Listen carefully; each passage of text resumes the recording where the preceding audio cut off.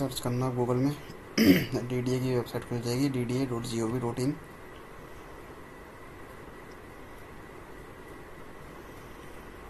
इसके बाद आप इसके होम पेज पे आ गए। होम पेज पे आने के बाद आपके सामने ही ये लिखा हुआ मिलेगा 3 हाउसिंग स्कीम्स। एक तो है डीडीए सस्ता घर housing scheme 2024 first come first serve basis पे।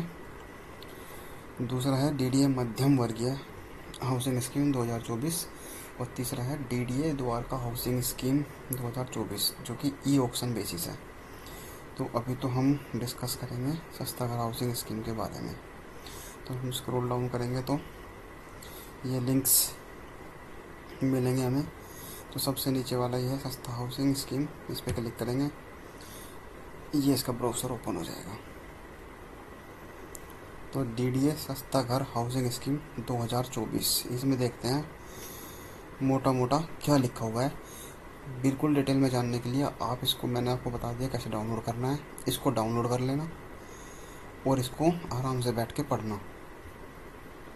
तो now own your house in Delhi for just 11 lakh यानी 11.5 लाख के आसपास से जो EWS वाला 1 रूम फ्लैट जो आपको मिल रहा है, ये उसकी बात कर रहा है।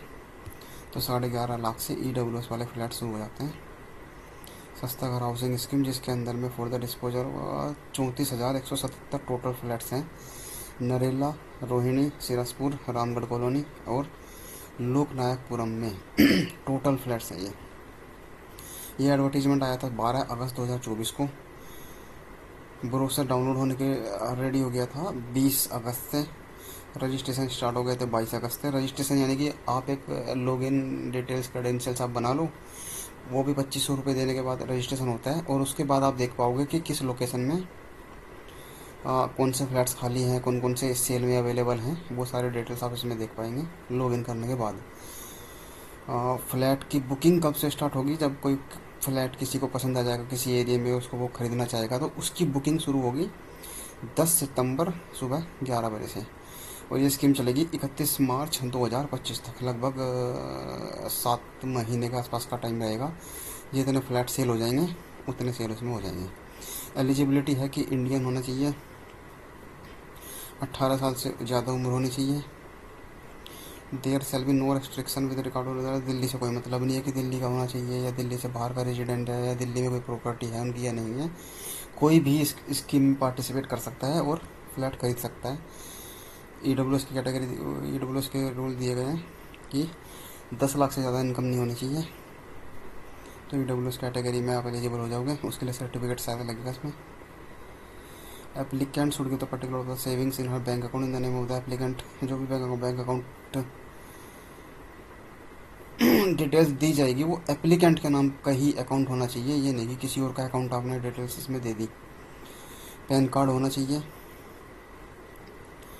Joint application under the persons with disability यानी दिव्यांगजन, the applicant himself shall fall within the respective reserve category and the joint applicant जो भी होगा should be from the within the family में से पर्सन इन आर पेरेंट्स या blood relative होना चाहिए या फिर उसके स्पाउज, हिज और हर स्पाउज और यानी हर और his dependent relative including unmarried children. It is advisable to add co-LOT in the application form rather than at the later stage। जो co-LOT होगा वो शुरू में ही फॉर्म में मेंशन करके चलना है, ना कि आप बाद में ट्राई करो कि इसको ऐड करेंगे। तो इसमें कैसे अप्लाई कर सकते हैं, जो उसमें जो वेबसाइट मैंने अभी दिखाई थी जहाँ से मैंने ये डाउनलोड किया है, तो वो वेबसाइट खोल लेना, या फिर एक वेबसाइट और बताया इन्होंने eservices.dda.org.in, और वहाँ पे जाके अपना पैन कार्ड यूज करके अपना लॉगिन क्रेडेंशियल्स बना लेना है और 2500 रुपये पे करके रजिस्ट्रेशन आपका हो जाएगा। और जो लॉगिन क्रेडेंशियल्स होंगे वो लिख लेना कहीं, आप ये याद रखना, क्योंकि दोबारा से रजिस्ट्रेशन करोगे फिर से 25 रुपये देने पड़ेंगे, और या फिर रिट्रीव करने में कहीं आपको प्रॉब्लम हो, तो इसलिए ध्यान से रजिस्ट्रेशन करना। यूज़र नेम पासवर्ड जो भी होगा आप नोट कर लेना कहीं पे। और ये 25 रुपये होंगे नॉन रिफंडेबल होंगे, चाहे आप फ्लैट बुक करो ना करो। तो रजिस्ट्रेशन शुरू हो जाएगा 22 अगस्त से, यानी कि आज मैं ये वीडियो बना रहा हूँ 31 अगस्त को, तो रजिस्ट्रेशन ऑलरेडी ओपन है, आप कर सकते हैं। इसके बाद है interested persons can check all the relevant like the size of the flats क्या है, लोकेशन ऑफ द पॉकेट क्या है, सेक्टर क्या है, उसका रेट क्या है, लेआउट ऑफ द पॉकेट या फ्लैट का क्या है, वो सब कुछ वेबसाइट में मिल जाएगा। इस ब्रोशर में भी इन्होंने दिया हुआ है, नीचे भी दिखाता हूँ आपको। फर्स्ट कम फर्स्ट सर्व है कि भाई जो पहले बुक कर लेगा वो फ्लैट उसी का हो जाएगा। 10 सितंबर से बुकिंग हो जाएगी शुरू। तो जो बुकिंग अमाउंट होगी, बुकिंग होगी 2500 रुपये आप रजिस्ट्रेशन करते टाइम दे दोगे।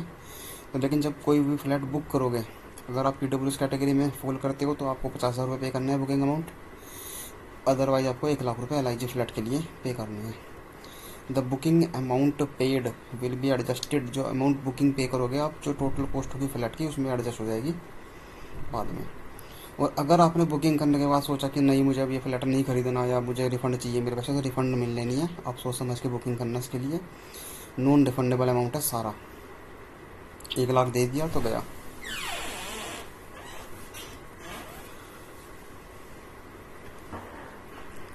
तो पेमेंट जो इसकी करनी है, payment of price of the flat जो करना है वो विद इन 60 डेज, जब उसका आप बुकिंग आप कर लोगे तो उसके बाद एक डिमांड का अलॉटमेंट लेटर आपको मिलेगा, जो भी ऑनलाइन मोड से मिलेगा। उसके बाद विद इन 60 डेज आपको फुल पेमेंट करनी है फ्लैट की।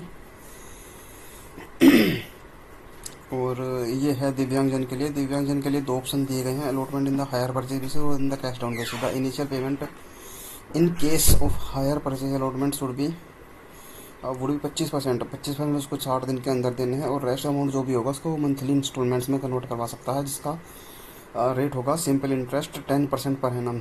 आप कैलकुलेटर से मंथली EMI भी कैलकुलेट कर सकते हैं, जितने का भी आप रेस्ट पेमेंट कन्वर्ट कराना चाहते हैं इंस्टॉलमेंट्स में। ठीक है। ये हो गया।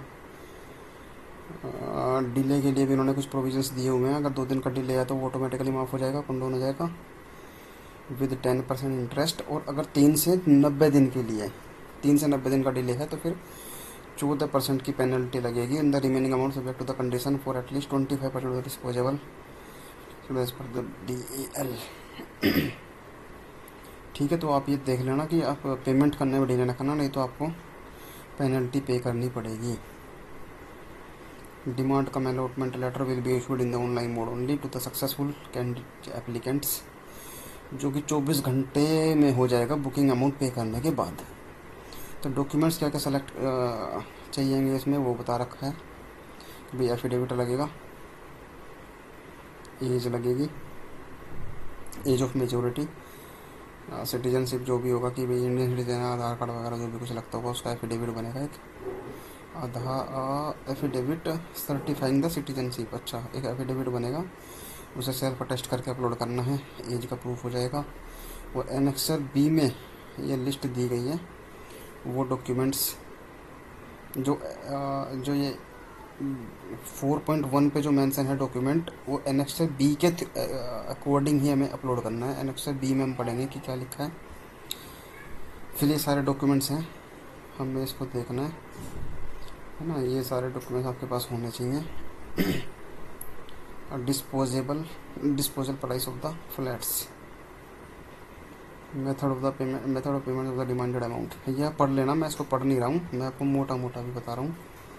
The mortgage of the availing the loans, ये लोन के बारे में बताया कि आप लोन ले सकते हो। अब मिस यूज एडिशंस या ऑल्ट्रेशन द फ्लैट्स, और जो फ्लैट्स आप लोगे उसको सिर्फ रेजिडेंशियल पर्पज़ के लिए यूज़ करना है, किसी और पर्पज़ के लिए आप यूज़ नहीं कर सकते। जो मेंटेनेंस है उसके बारे में दिया गया है। RWA will be registered for the one pocket which will be considered as the housing estate and no longer as the member of the RWA। जो भी उसका मंथली चार्जेस होंगे वो आपको पे करने होंगे for the maintenance to the RWAs of the each pocket in all the sectors of the DDA। Misrepresentation ये सब है। पोजेशन ऑफ द फ्लैट्स आपको मिल जाएगा। जो पोजेशन लेटर है will be issued through the online mode only. ठीक है भाई। After the issuance of the possession letter the allowed to the physical possession, 3 महीने के अंदर अंदर उसका पोजेशन लेना है। अदरवाइज उसके बाद वोशन वो चार्जेज जो भी DDS प्रेस्क्राइब करेगा वो आपके ऊपर इम्प्लीमेंट हो जाएंगे, वो पे करने पड़ेंगे। Conveyance deed, status of the LOT, inspection of the flat. अगर आप फ्लैट पहले तो ऑब्वियस सी बात है कि आप फ्लैट देखने जाओगे, लोकेलिटी देखोगे, एरिया देखोगे, कनेक्टिविटी देखोगे, सारी चीज़ें देखोगे, तो उसके बाद ही आप बुक करोगे, खरीदोगे। तो उसके लिए हर जहाँ जहाँ पे भी फ्लैट्स इन स्कीम में निकाले हैं, सीरसपुर, लोकनायक, रामगढ़ कॉलोनी, नरेला, रोहिणी, सब जगह कुछ फ्लैट्स के एड्रेस आपको दे दिए गए हैं। ये जाके आप इंस्पेक्ट कर सकते हैं और देख सकते हैं। ऑल 7 डेज ओपन है, 10 से 6 बजे का टाइम है। जाओ देखो क्या कमी है या क्या पसंद है, आप पसंद करो, फ्लैट नंबर पसंद करो और 10 सितंबर से बुकिंग करो। इसके बाद प्रेफरेंशियल अलॉटमेंट के बारे में कुछ लिखा हुआ है, ये आप देख लेना। अदर जनरल कंडीशंस है कुछ, ये भी पढ़ लेना, पढ़ ले एक बार। इसके बाद आते हैं एनेक्चर ए। इसमें दिया गया है कि किस लोकेलिटी में कैटेगरी तो LIG है या फिर EWS है, कितने फ्लैट्स हैं या कितना उनका एरिया है। एरिया ये दिया गया है स्क्वायर मीटर्स में। उसकी जो ब्रॉड रेंज, ये मोटा मोटा जो आपको ख़रीदना है, जो डिस्काउंट के बाद जो रेट आपको पे करना है, कॉस्ट आपको पे करनी है, वो ये है। तो आप यहाँ से देख सकते हो किस एरिया में कितने फ्लैट्स हैं, क्या है उसका एरिया है और क्या उसकी कॉस्ट आपको पड़ रही है। ये उसका चार्ट है। टोटल 34,177 फ्लैट्स हैं, ये आप देख सकते हैं। इसके बाद ये एनेक्सर बी में जो ऊपर बताया था कि एफिडेविट अपलोड करना है, वो इस फॉर्मेट में अपलोड करना है। इसी को डाउनलोड करके, इसी को फिल करके और इसको अपलोड करना है। फिर ये एक अंडरटेकिंग होगी, ये भी अपलोड करनी है। और फिर एनेक्सर डी में दिए गए हैं layout plan for the pocket 1। यहाँ से दिए गए हैं लेआउट प्लान दिए गए हैं पॉकेट 1, जो सेक्टर G2 G6 है।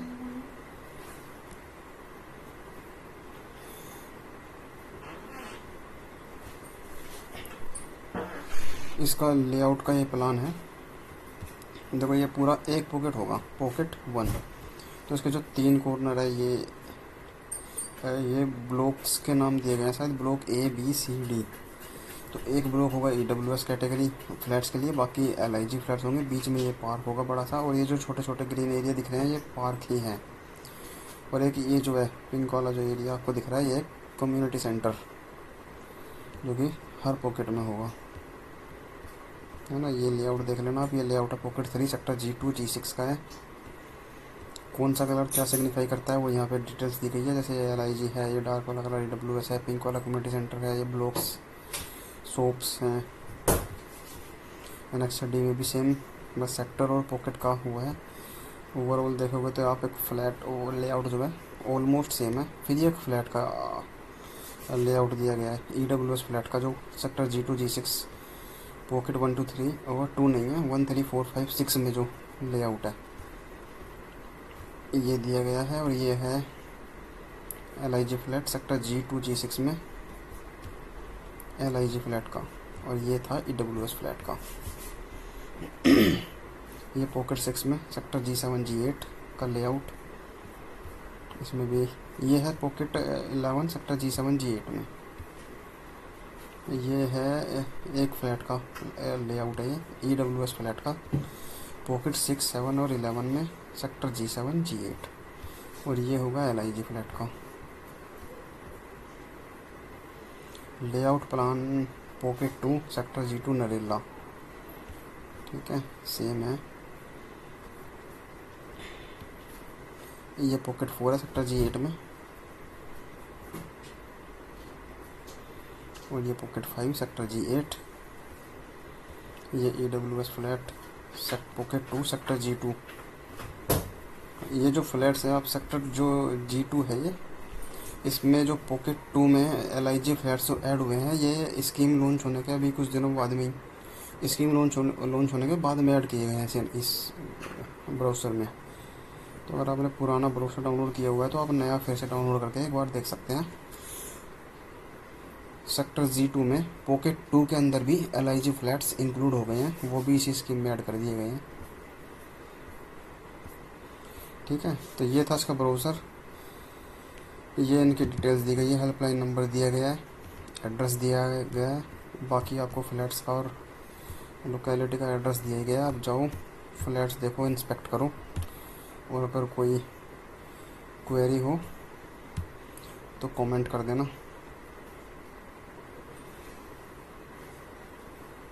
चलो, थैंक यू।